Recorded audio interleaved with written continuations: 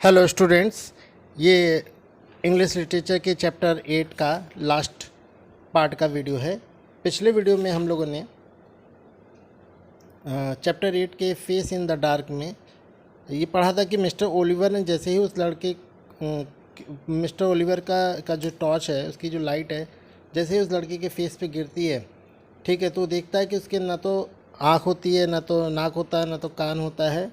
और यही देखते हुए जैसे ये देखता है वैसे ही जो है इस स्टोरी, लड़की की जो स्टोरी थी पूरी मतलब एंड हो जाता है। और जो है ओलिवर की स्टोरी का एंड नहीं होता है, क्योंकि अब इसके बाद ओलिवर की जो हालत ख़राब होने वाली है। ठीक है, तो आइए हम इस वीडियो में आगे की स्टोरी को पढ़ते हैं। ठीक है, चलिए स्टार्ट करते हैं। The torch fell from his trembling hand, he turned and scrambled down the path, running blindly through the trees and calling for help। कि जैसे ही उसकी मतलब मिस्टर ओलिवर की टॉर्च की लाइट उस पर पड़ती है, वो देखते हो घबरा जाते हैं। ठीक है, तो जैसे वो ये चीज़ वो देखते हैं कि हाथ नाक मुंह ये सब नहीं है, केवल एक मतलब एक गोलाकार एक आकृति है और उस पर टोपी लगी हुई है, स्कूल कैप लगी हुई है। ठीक है, तो जैसे ही वो ये देखते हैं तो उनके हाथ कांपने लगता है और वो टॉर्च वहीं पे गिर जाता है।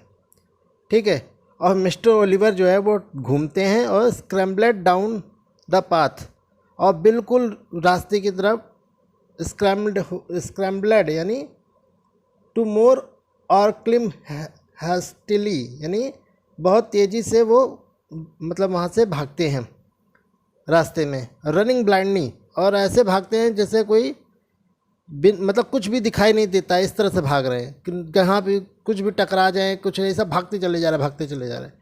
थ्रू द ट्रीज, पेड़ों के बीच से।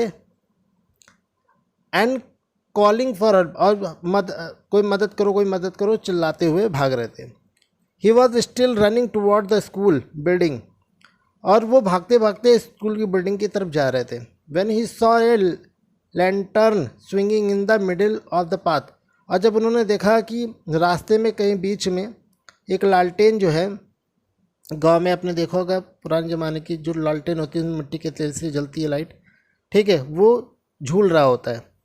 तो mister Oliver stumbled up to see the watchman, mister Oliver जो है वो वॉचमैन को देखते हैं और लड़खड़ाते हुए उसके पास पहुंचते हैं। गैस्पिंग फॉर ब्रेथ, थोड़ा सा वो सांस लेते हैं। तभी वॉचमैन कहता है, व्हाट इज़ इट साहिब क्या हुआ? Has there been an accident, क्या कोई दुर्घटना हो गई है? वाई आर यू रनिंग, आप क्यों दौड़ रहे हो? ठीक है, I saw something horrible, a boy weeping in the forest and he had no face. तो मिस्टर ओलिवर कहते हैं उस वॉचमैन से कि मैंने अभी एक बहुत ही भयानक लड़का जंगल में रोते हुए देखा है और उसका कोई भी चेहरा नहीं है। तो वॉचमैन बोलता है, नो फेस साहिब कोई चेहरा नहीं है। नो, तो मिस्टर ओलिवर कहते हैं, no eyes, nose, mouth, nothing, कुछ भी इसका नहीं था, ना नाक हाथ मुंह कुछ भी नहीं था, मतलब नाक आँख मुंह ये सब कुछ नहीं था। तो वॉचमैन के पूछता है, do you mean it was like this Sahib, आपका कहने का मतलब है कि बिल्कुल ऐसा दिखाई देता है साहिब? और वो जो वॉचमैन है, वो जो लैंप है उसकी लाइट को अपने फेस पर लाता है।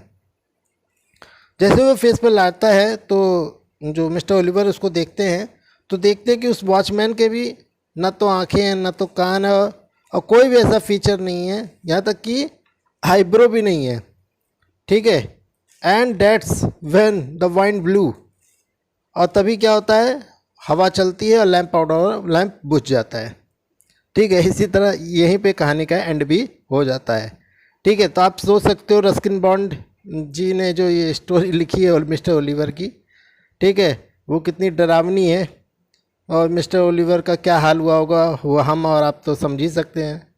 ठीक है, वैसे ये सब तो बस कहानियों में होता है, हकीकत में कौन जानता है कौन ये चीज़ें सही हैं कि गलत हैं। ठीक है, तो जो देखते हैं वो सच मानते हैं, जो नहीं देखते वो कहते हैं सब मनगढ़ंत बातें हैं। और डर तो हमारे अंदर खुद के भीतर होता है, तो इसलिए डरिए मत, एंजॉय कीजिए स्टोरी को। ठीक है, और नए चैप्टर में नए वीडियो के साथ मिलते हैं। बहुत बहुत धन्यवाद।